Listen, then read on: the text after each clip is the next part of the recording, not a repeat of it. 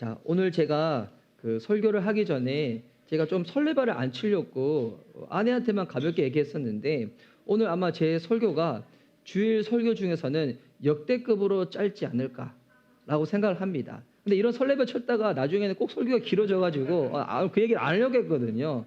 근데 이제 오늘 우리 교회 학교 아이들이 이게 다른 곳으로 활동을 가지 않고 오늘 밖에 눈이 와서 그냥 여기 머무르고 있는데, 제 아내가 먼저 요거를 엠바고를 지키지 않고 아까 누설을 했어요. 목사님 설교가 역대급으로 짧다고 했다고. 예.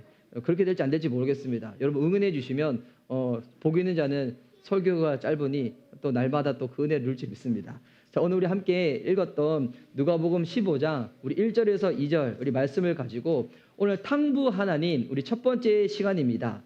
예수님 주변을 서성이는 두 분류의 사람들, 예수님 주변을 서성이는 두 분류의 사람들이라는 말씀의 제목으로 은혜를 누리고자 합니다.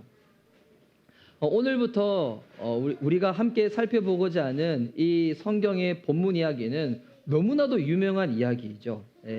이미 신앙생활을 하신 분들은 돌아온 탕자라고 알고 있는 이야기입니다.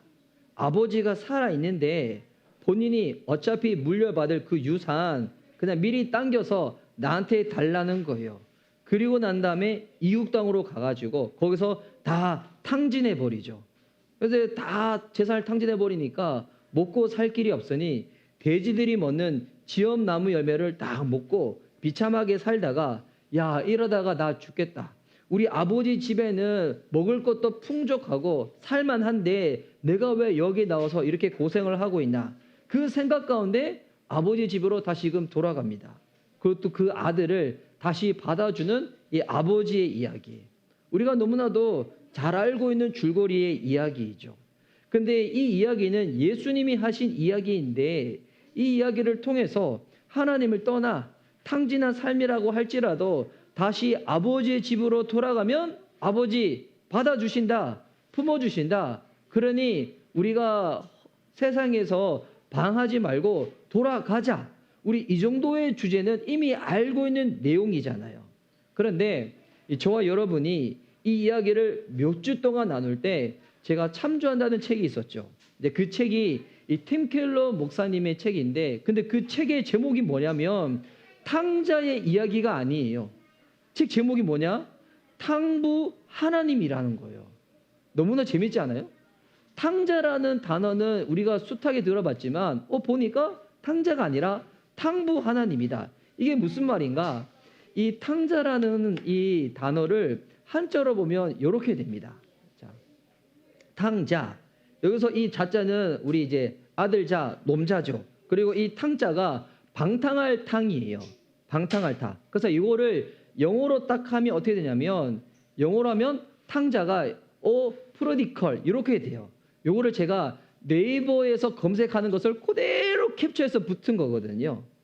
그래서 이 프로디컬이라는 단어의 뜻이 뭐냐면 남봉꾼, 방탕자, 제멋대로 사는 사람 이런 뜻이에요. 그러니까 무모할인 만큼 씀씀이가 해픈 사람, 이것이 바로 프로디컬이라는 뜻이에요. 이 둘째 아들의 모습이죠. 근데 재밌는 것은 요 효용사, 요 프로디클이라는 이 효용사가 둘째 아들에게만 붙일 수 있는 효용사가 아니라, 이 효용사는 아버지한테도 붙일 수 있는 수식을 하는 겁니다. 왜 그런가? 둘째 아들이 돌아왔을 때 그가 죄를 지었어요. 넘어졌어요. 실수를 많이 했어요. 근데 아버지는 그 둘째 아들한테 책임을 딱 묻지 않고 어떻게 한 겁니까? 그냥 받아줬다는 거예요. 예수님을 우리에게 보내주신 하나님 아버지의 모습, 우리를 구원하기 위해 가지고 우리 하나님 아버지는 앞뒤도 재지 아니하시고 하나밖에 없는 독생자 예수 그리스도를 다 내어 주실 만큼, 무모할 만큼 우리에게 사랑과 은혜를 베푸셨다는 거예요. 그래서 하나님 앞에 어떤 수식어를 붙였는가? 탕부라는 수식어를 붙인 거예요. 무모할 만큼 은혜와 사랑을 다 사용하신 하나님 아버지. 그래서 제목이 탕부 하나님이라는 겁니다. 이 팅켈러 목사님이 이 책에 보면 서론에 이런 설명하셨거든요. 이 이야기에 대해서 당신이 이해를 가지게 된 그 기초가 30년 전에 들었던 에드먼드 P. 클라우니 박사님의 설교를 통해 가지고 이 이야기에 대한 기초가 딱 쌓았다는 거예요. 그래서 이 본문이 단순히 둘째 아들 돌아왔다 이 정도의 이야기가 아니라 기독교에 대한 관점이 바뀌었다는 거예요. 그분의 설교를 은해 가지고. 그런데 저에게도 이 이야기에 대한 관점이 바뀌었던 경험이 있거든요. 저는 언제 그랬냐면 제가 20대 때 이동호 목사님의 설교를 들었을 때, 이동호 목사님은 지구촌교회 지금 원로 목사님인데 제가 지구촌교회를 다닌 적은 없었거든요. 근데 이동호 목사님이 친구분이 하영조 목사님이었어요. 하영조 목사님이 온누리교회에서 선교대회를 할 때 그때 메인 강사님으로 이동호 목사님이 오셨는데 그때 선교대회 때 말씀하셨던 설교 본문이 이 누가복음 15장의 이 본문이었어요. 그때 목사님의 설교가 집을 나간 동생과 집 안에 있던 마다들을 통해 가지고 선교의 중요한 두 축에 대해서 말씀을 하셨거든요. 근데 그때 그 설교가 제가 이 본문을 이해하는 저는 기초가 되었습니다. 신기하지 않아요? 어떻게 이 본문으로 선교를 이야기할 수 있을까?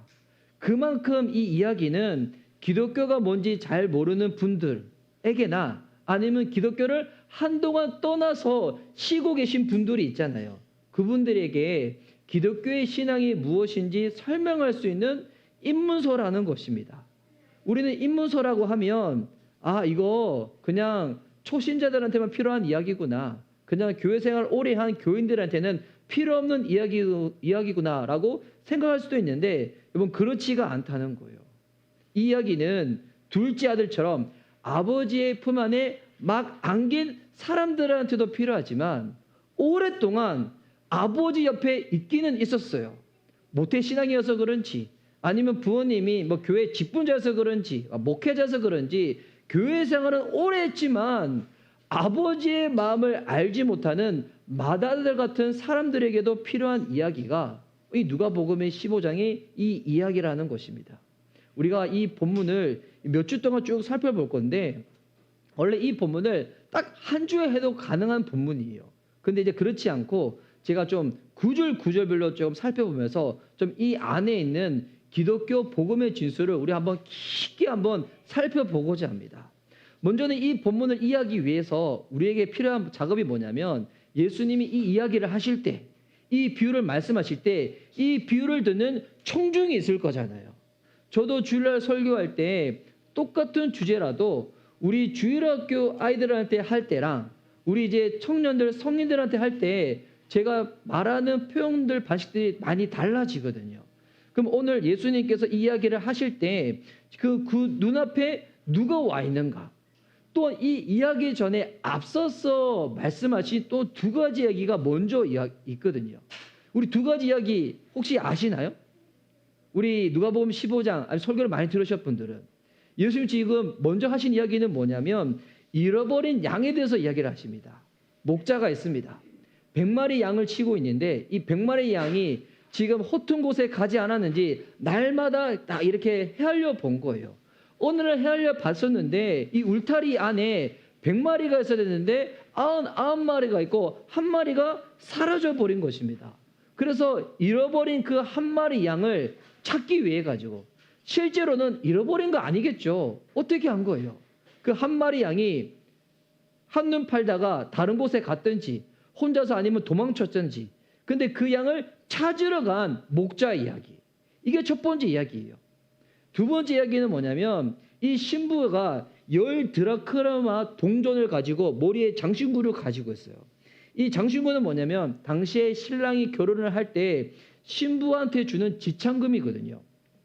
이 드라크마는 이 단위가 한 데나리온인데 한 데나리온은 노동자가 하루에 일하고 받는 품삯이거든요. 지금으로 따지면 얼마 정도 할까요? 하루에 받는 품삯.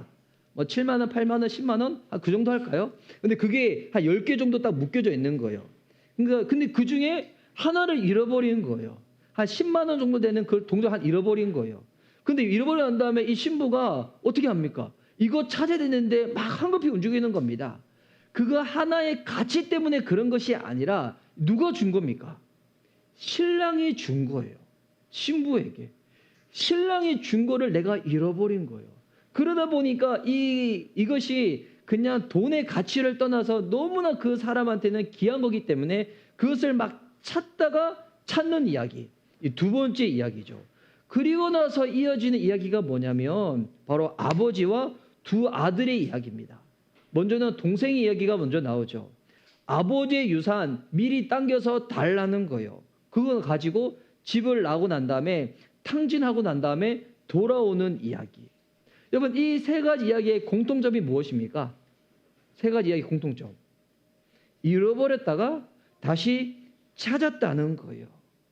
그런데 이 세 가지 이야기가 끝이 아니라 예수님은 마지막 한 가지의 얘기를 더 두고 계시다는 거예요. 그 이야기가 뭐냐면 아버지의 집에 남아있는 첫째 맏아들의 이야기입니다. 아버지와 두 아들과 함께 묶여있는 이야기지만 지금 예수님은 의도적으로 맏아들의 이야기를 제일 마지막에 하시는 거예요. 그 이유가 있는 거겠죠. 예수님은 이 이야기, 이 비유를 말씀하실 때 지금 탕자에게만 우리의 시선이 집중되기를 원치 않으신 거예요. 우리의 시선이 누구에게까지 가기를 원하시는 겁니까? 동생을 넘어서 그 형에게까지. 그러니까 지금 동생만 아버지의 집을 떠나서 아버지가 잃어버린 것이 아니라 아버지와 함께 살면서도 불구하고 맏아들도 지금 어떤 존재라는 거예요. 아버지 입장에서 잃어버린 존재라는 겁니다. 그래서 지금 이 이야기를 할 때 예수님의 청중이 누구인가? 오늘 읽었던 누가복음 15장 1절 말씀 보십시오. 자, 누가복음 15장 1절에 이렇게 시작하고 있죠. 밑에 자막 한번 띄워주시겠어요?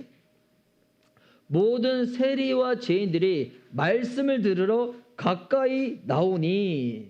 자, 지금 예수님의 말씀을 들으러 누가 가까이 나왔다고요? 세리와 죄인들. 당시 많은 사람들이 오류하지 않았던 사람들. 율법으로 따지면 공동체 안에 같이 살 수 없는 죄인들. 이들이 예수님 말씀을 듣기 위하여 나왔다는 것입니다. 그러면 이 세리와 죄인들은 지금 예수님의 이야기 속에서 누구한테 해당될까요? 둘째 아들한테 해당되고 있겠죠. 동생들. 이들의 삶은 어떤 삶이었겠습니까? 도덕적이지 않은 삶입니다. 율법이나 정결의식 이런 규율을 준수하는 것하고는 먼 삶인 거예요. 이들은 전통, 윤리, 도덕 이런 것 따지지 않습니다. 그냥 내가 살고 싶은 대로 내가 멋대로 살고 싶은 그런 인생들이라는 거예요. 근데 이와 같은 자들이 지금 예수님 말씀을 들으러 가까이 나왔다는 거예요. 근데 이들의 모습을 보고 달갑지 않게 여기지 않았던 사람들이 있습니다. 그들이 2절 말씀에 나오죠. 자, 2절 말씀 2절 말씀은 우리 함께 읽어볼까요? 자, 시작. 바리새인과 서기관들이 수군거려 이르되 이 사람이 죄인을 영접하고 음식을 같이 먹는다 하더라. 자, 바리새인들과 서기관들이 있습니다. 이들은 어떤 사람들입니까? 율법과 정결 의식을 준수하는 사람들이에요. 정통적인 사람들이고요. 윤리적인 사람들입니다. 이 사람들을 바라볼 때 예수님은 너희들 너무 외식적이야 라고 말은 했지만 사람들이 바라봤을 때는 어떤 사람들인 거예요? 준수해 보이고요. 도덕적인 보이는 사람들입니다. 지금으로 따지면 주일날 예배 드리는 사람들, 그리고 사람들이 봤었을 때 저 사람은 아마 기독교인인 것 같아. 보니까 교회도 빠지지 않고 열심히 사는 것 같아. 이렇게 얘기를 듣던 사람들이 당시에 바리새인들과 서기관들이라는 거예요. 그런데 이들은 지금 예수님의 두 아들 이 이야기를 봤었을 때 누구에 해당되는 사람들입니까? 바로 맏아들에 해당되는 사람들인 겁니다. 지금 예수님의 눈앞에 이 두 분류의 사람들이 나와 있는 거예요. 자기 멋대로 살면서 하나님으로부터 멀어진 둘째 아들과 같은 바로 세리 죄인들, 그리고 본인들이 하고자 하는 도덕, 선행, 윤리로 하나님과의 관계를 좁히려고 했던, 반면에 본인들의 선행으로 말미암아서 하나님과 관계가 멀어져 버린, 하나님으로부터 여전히 잃어버린 이 맏아들, 이 두 분의 사람이 지금 예수 눈앞에 딱 있는 거예요. 근데 흥미로운 것은 뭐냐면 이 도덕적이고 종교적인 사람들이 그렇지 못한 사람들이 예수님께 나올 때 어떻게 대했다는 거예요. 불만을 가지고 있었다는 거예요. 어떻게 너희들처럼 너희들 마음대로 사는 사람들이, 죄인들이 예수님 말씀 들으러 예배당에 나올 수가 있어. 생전에 하나님 믿지도 않고 교회도 예배도 나오지 않았던 너희들이 어떻게 예수님의 말씀에 이끌려서 예배당에 나올 수가 있어. 아마 예수님은 이들을 만났을 때는 우리들한테 하셨던 말씀이 아니라 이들한테는 훨씬 더 낮은 수준의 이야기를 했을 거야. 아마 재미 위주의, 흥미 위주의 이야기를 했을 거야. 그러지 않고서 어떻게 이들이 예배당에 나올 수가 있어. 아마 이런 반응을 다 보였을 것이에요. 근데 이들이 예수님 말씀 가운데 반응을 보이는 것을 불편하게 여겼다는 것입니다. 이야, 너무 신기하지 않고 너무 재밌지 않아요? 이 상황이 예수님 옆에 딱 펼쳐질 때 예수님이 세 가지 이야기를 하시는 거예요. 잃어버린 양에 대해서, 잃어버린 동전에 대해서, 그리고 마지막 집을 나간 둘째 아들에 대해서. 그런데 이 비유를 하실 때 궁극적인 가르침의 대상은 누군 겁니까? 죄인과 세리들이 아닙니다. 바로 바리새인과 서기관들이라는 거예요. 이들을 궁극적으로 생각하면서 예수님이 이야기를 어떻게 하셨냐면 쭉 빌드업을 시킨 거예요. 빌드업을 시키다가 마지막에 딱 배치한 이야기가 마다들의 이야기라는 것입니다. 예수님의 이야기를 통해서 제멋대로 산 죄인들과 같은 인생들도 하나님의 사랑 앞에, 이 무조건적인 사랑 앞에 나오기를 원하셨겠지만, 근데 예수님은 그것만이 목적이 아니었다는 거예요. 궁극적인 이 비유, 이 이야기의 목적은 뭐냐면 도덕적인 삶을 살고 있어요. 종교적인 삶을 살고 있어요. 되게 준수해요. 되게 착하게 살아요. 사람들이 봤었을 때 그 속은 모르니까 근데 되게 열심히 살아. 하지만 하나님과의 관계에서는 잃어버린 자들, 멀어진 자들이 있다는 거예요. 지금 그들을 향하여서 예수님이 지금 궁극적으로 이야기를 하고 계시다는 것입니다. 지금 예수님은 이 두 분류를 함께 질책을 하시는 거예요. 종교를 등지고 살아가는 사람도 하나님 편에서 잃어버린 사람이지만 종교적인 사람, 예배당 안에 있음에도 불구하고 하나님 편에서는 잃어버린 사람들이 있다는 거예요. 그들이 왜 하나님 편에서 잃어버렸을까요? 그들이 하나님과 관계를 맺는 방식이 잘못되었기 때문인 것입니다. 우리는 흔히 그 생각하잖아요. 우리가 우리 멋대로 살면 우리 죄 짓는 거고 주님보다 멀어진 거라고. 맞아요. 그 멀어진 거죠. 근데 그것만 멀어진 게 아니에요. 어떠한 분류의 사람들은 자기의 선행과 자기의 도덕적인 모습과 종교적인 모습으로 하나님과의 관계가 가까워질 수 있다고 착각하는 분류들이 있다는 겁니다. 여러분 이거 기억하셔야 돼요. 우리의 선행으로도 주님과 가까워질 수가 없습니다. 선행으로 하나님과의 관계가 더 멀어질 뿐이라는 것입니다. 여러분 이 두 분류는 우리 사회 안에도 존재하고요. 가깝게는 여러분 가족들 집안에도 존재할 수가 있습니다. 흔히 말하는 전통과 윤리를 앞세우는 요즘 그렇게 표현 붙이더군요. K장녀. 예. 그리고 좀 더 자유로운 삶을 살고 싶은 둘째, 이 동생들. 뭐 첫째가 무조건 그렇다는 건 아니에요. 그런 성향이 짙은 사람들을 요즘 그렇게 부르더군요. K장녀라고. 그러니까 이 K장녀들은 직장을 잡더라도 조금 정통적인 직장을 잡습니다. 뭐 월급 따박따박 나오거나 뭐 대기업, 공무원, 안정적인 그런 직장들. 집을 찾을 때도 부모님 근처에서 정착하려고 하죠. 반면에 동생 성향이 짙은 사람들은 어떻게 하는가? 허름하게 살아도 대도시에서 살아야 돼요. 예. 뭐 빚은 많이 지더라도 본인이 추구하는 것들은 다 추구하며 살아야 돼요. 동생 성향이 짙은 사람들이죠. 근데 이런 성향의 사람들을 영적으로는 이렇게 설명해 드릴 수 있어요. 좀 극단적인 설명일 수도 있겠지만 이 첫째 아들과 둘째가 있는데 이거는 모더니즘과 포스트 모더니즘의 지금 충돌인 것입니다. 모더니즘과 포스트 모더니즘의 충돌. 이 신년 부흥성회 때 제가 참석했던 그 집회에서 강사로 쓰셨던 임 이스마엘 선교사님이 너무 재미있는 이야기를 했어요. 지금의 세대가 아니라 이전 세대. 그러니까 저 같은 경우는 중간에 약간 낀 세대거든요. 근데 우리 아버지 세대들은 지금까지 어떤 삶을 살고 있었냐면 아버지의 세대들에 있어서 가장 중요한 가치가 뭔지 알아요? 희생하는 거예요. 그러니까 신앙이 없어도 희생하는 거예요. 가족을 위해서 내가 속한 회사와 단체를 위해서 희생하는 게 최고의 가치였어요. 왜? 그렇게 배우고 자랐었거든요. 저는 아직까지 기억해요. 저희 초등학교 때 초등학교 때 한 6시 정도가 되면 전국적으로 사이렌이 딱 울려요. 목사님 그 세대죠. 목사님과 저는 그 세대인 것 같아. 근데 제 아내는 기억을 못해요. 혹시 기억 못하시나요? 태훈이는 기억 못하세요? 저는 이제 초등학교 때 기억나거든요.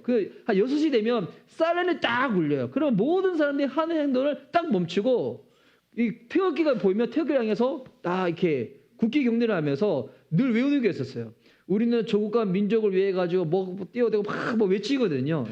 그러니까 저희 부모 세대들, 저는 중간에 낀 세대들인데 어릴 때부터 뭘 배웠냐면 가정과 나를 위하여 희생하는 것이 최고의 삶이다. 신앙이 없더라도. 그래서 국민교육헌장이라는 게 있었어요. 어렸을 때 초등학교 교과서에 보면 그 맨 앞에 있었거든요. 어떤 교과서든지 그 맨 앞에 그게 있었어요. 지금은 교과서에 그거 없죠. 근데 그거 읽잖아요. 은혜를 받아요. 가슴이 막 이렇게 막 울리면서 은혜를 받아요. 거기서 대상을 하나님으로 바꾸면 돼. 그러다 보니까 그때 당시 한 80년대까지만 하더라도 예수님 안 믿었던 분들이 예수님 믿게 되면 교회 생활 어떻게 하는지 알아요? 목사님, 제가 뭘 하면 되나요? 제가 뭘 섬기면 되나요? 뭘 봉사하면 되나요? 이게 교육에서 나온 게 아니에요. 그냥 나왔던 거예요. 그래서 이 존 F 케네디의 유명한 그 연설이 있잖아요. 나라가 여러분들 위해서 뭘 해주지 생각하지 말고 여러분이 국가를 위해서 뭘 할지를 먼저 생각하라고. 이거 혹시 배우지 않았나요? 그게 존 F 케네디 이 대통령이 우리나라로 따지면 진보 진영에 있는 이 대통령이에요. 그러니까 노무현 대통령, 문재인 대통령 같은 분인데, 그러니까 이게 나라를 위해서 희생하고 섬기는 거는 정치 진영하고도 상관없는 거예요. 이거는 세대 의식이에요. 시대 의식. 그러니까 저희 때 부모 세대, 저는 중간에 꼈는데 세대들은 가족을 위해서 부모님들이 막 희생을 해. 영화 중에서 국제시장 같은 거 있잖아요. 막 희생을 해. 보면 감동이야, 눈물이야. 근데 요즘 세대들한테 그걸 얘기 딱 했다. 어떻게 반응하세요? 땡큐. 이 정도 반응이잖아요. 땡큐. 이 정도 반응하지. 그걸 위해 가지고 특별히 뭐 감동하고 뭐 그렇게 살아야 된다. 이렇게 반응하지 않는 거예요. 그러니까 지금의 세대 어떤 세대예요? 포스트 모더니즘. 지금의 세대의 최고의 가치는 무엇입니까? 나의 만족과 행복이죠. 내가 행복하면 좋은 거야. 예수님이 당신의 죄를 위하여 십자가에서 죽으셨습니다. 이전 세대는 그걸 들으면 어떻게 그럴 수가 있어요? 막 얘기했는데 지금의 세대들은 감사한데요? 그런데 뭐요? 이렇게 반응하는 거예요. 그러니까 이전 세대들은 교회를 다니고 예수님 믿더라도 태도부터가 달랐어. 나를 위하여 내 죄를 위하여 십자가에 죽으신 그분을 위하여 나의 생, 나의 삶, 나의 모든 것 다 바치리라.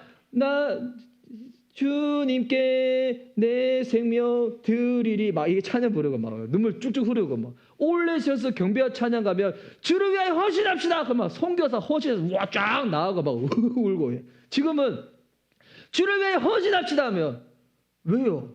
왜요? 이렇게. 내가 교회 나가 준것만 하더라도 교회에서 나한테 감사해야지. 내가 왜요? 그러니까 지금의 시대의 정신이 완전히 달라져 버린 거예요. 그러니까 모더니즘과 포스트 모더니즘. 지금 우리나라 사회도 지금 계속 포스트 모더니즘으로 가는 거예요.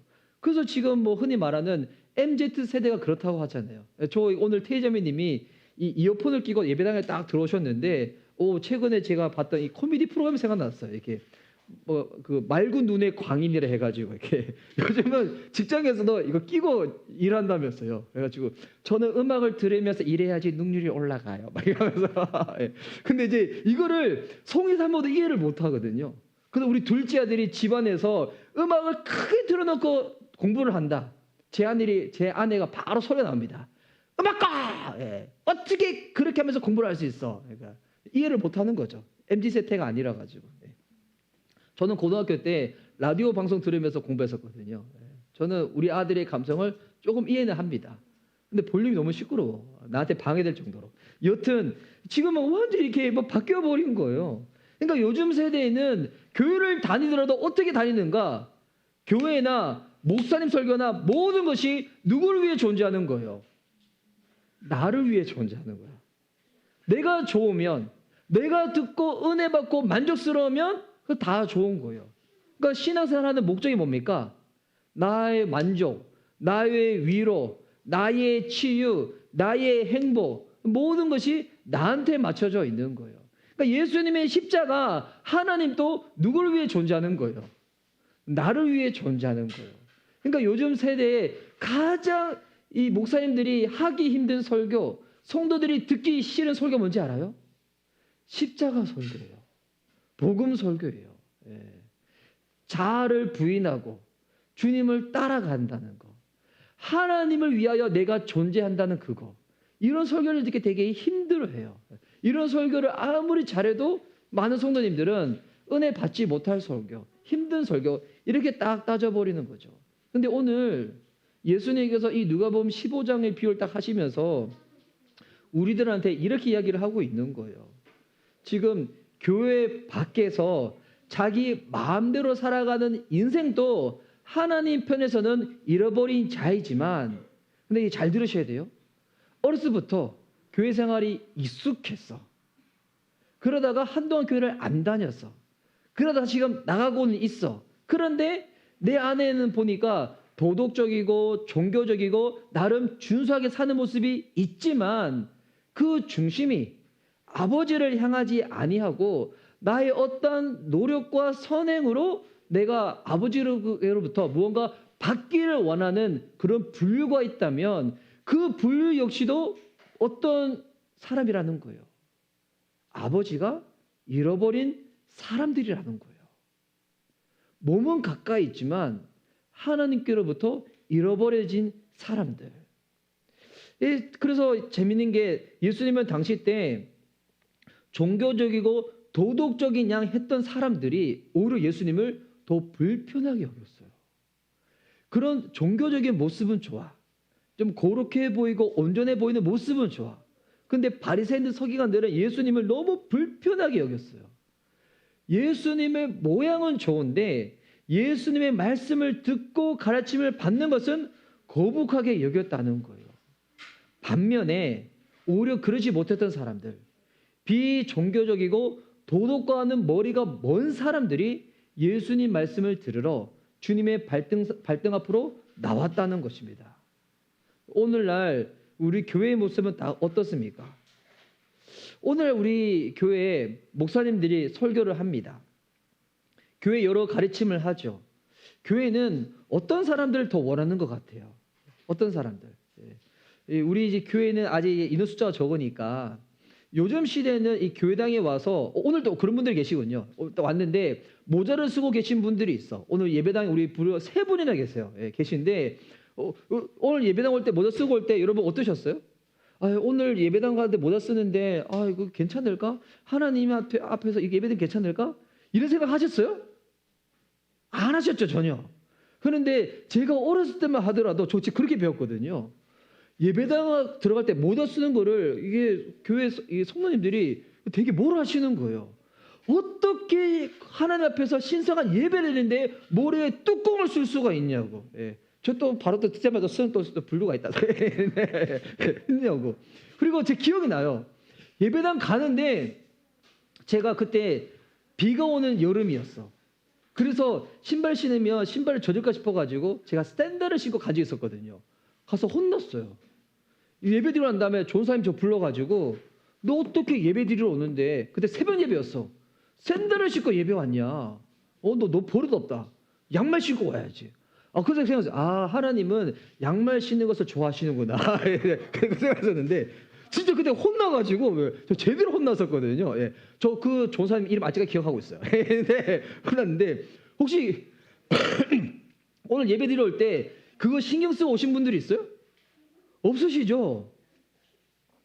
그러니까 요즘 시대에 이 교회들이 목사님들이 설교를 할 때 어떤 사람들도 원할까? 보수적이고 반듯하고 도덕적인 성향이 강한 사람들. 지금은 그런 거 없지만 예전에 김동호 목사님이 동안교회 담임으로 가셨을 때, 지금은 그분이 이제 노포드 수인교회를 개척하시고 지금 은퇴하셔서 교회가 여러 교회로 딱 이렇게 분립 개척하셨는데, 그때 이제 예배 드릴 때 청년부 예배에서 머리 색깔이 노란 청년이 예배를 딱 드리러 왔대요. 지금은 그 전혀 문제 안 되잖아요. 그때 교회에서 난리가 났다는 거예요. 장로님들이.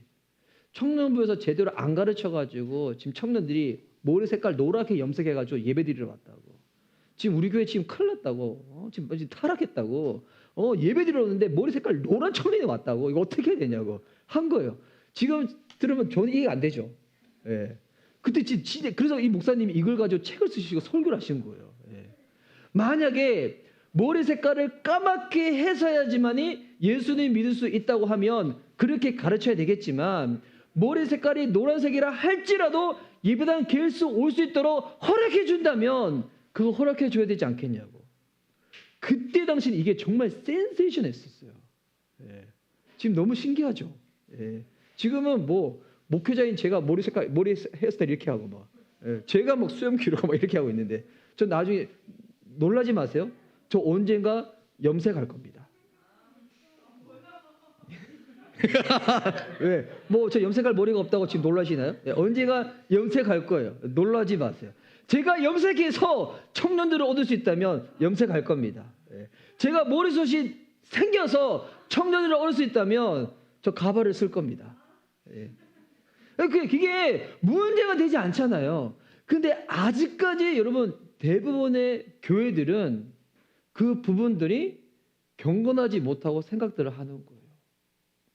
그러니까 이게 지금 우리가 설교를 해서 그냥 교회를 종교화하려고 하는 것이 진짜 목적인지, 아니면 정말 잃어버린 사람들을 얻고 싶은 것이 목적인지 설교자들도 한번 뒤돌아봐야 한다는 것입니다. 이번 교회가 어떤 곳이 되어야 될까요? 둘째 아들도 맏아들도 잃어버린 자들이 주님께로 돌아오는 것이 교회가 되어야 되는 거잖아요. 올해 우리 교회 표가 온전한 그리스도인이 되기죠. 양육이 뭡니까? 양육은 여러분들을 종교적으로 만드는 것이 양육이 아니에요. 양육의 목적은 복음적인 그리스도인을 만드는 겁니다. 주님의 진리 안에서 더 자유로워지고요. 더 만족하고 더 행복해지고요. 정말 하나님 한 분만으로 만족해서 세상의 것들 있든지 없든지 그런 말미암아 나의 존재 목적이 세워지는 것이 아니라 하나님으로 인하여 기뻐하고 만족할 수 있는 복음적인 그리스도인을 만드는 것, 이게 양육이라는 겁니다. 그래서 여러분, 복음은 종교도 아니고 비종교도 아니고요. 복음은 도덕도 아니고 비도덕도 아니에요.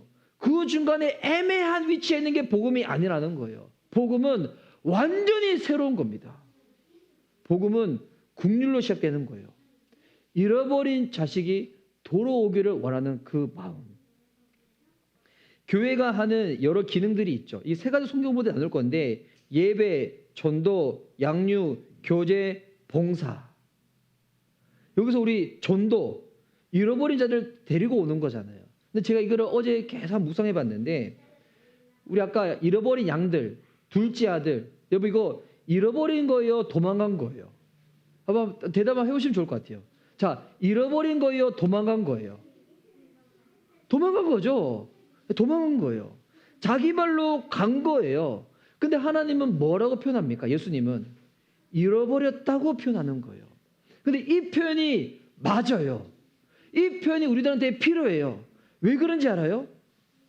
도망간 우리들은 하나님을 찾지 않아요. 하나님 앞에 다시 올 수 있는 힘도 없어요. 그래서 주님이 우리들한테 먼저 찾아와 주셔야 되는 거예요. 우리를 만나 주셔서 우리를 이끌어가 주셔야 되는 거예요. 이거를 아시는 주님이시기 때문에 뭐라고 표현하는 겁니까? 도망갔다고 하면 너희들 스스로 와, 노력해, 착한 일 해, 이렇게 싸라고 하는 것이 맞겠지만, 잃어버려졌기 때문에 하나님이 우리를 찾아오시는 거고요.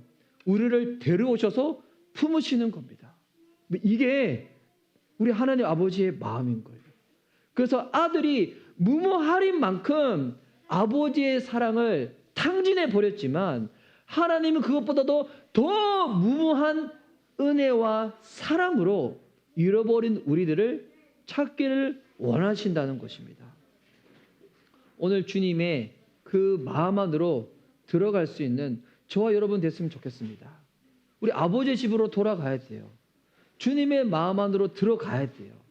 잃어버린 바 되지 아니하고 그 안에서 존재 모습 그 자체로 사랑을 누리는, 주님 안에서 그 모든 긍휼과 인자하심을 누릴 수 있는 저와 여러분 될 수 있기를 예수님의 이름으로 축복하는 바입니다. 아멘.